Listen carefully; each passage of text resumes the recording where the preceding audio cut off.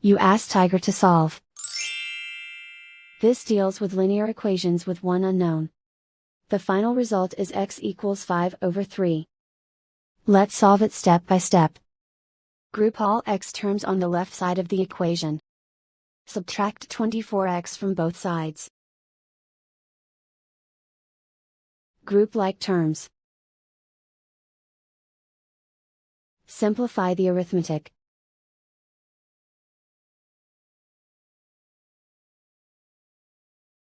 Group all constants on the right side of the equation.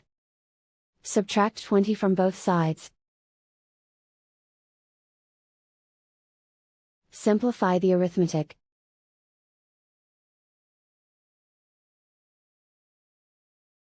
Isolate the x. Divide both sides by -12. Cancel out the negatives. Simplify the fraction. Cancel out the negatives. Find the greatest common factor of the numerator and denominator.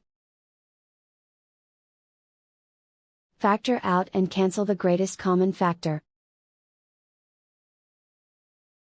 And so the final result is x equals 5/3.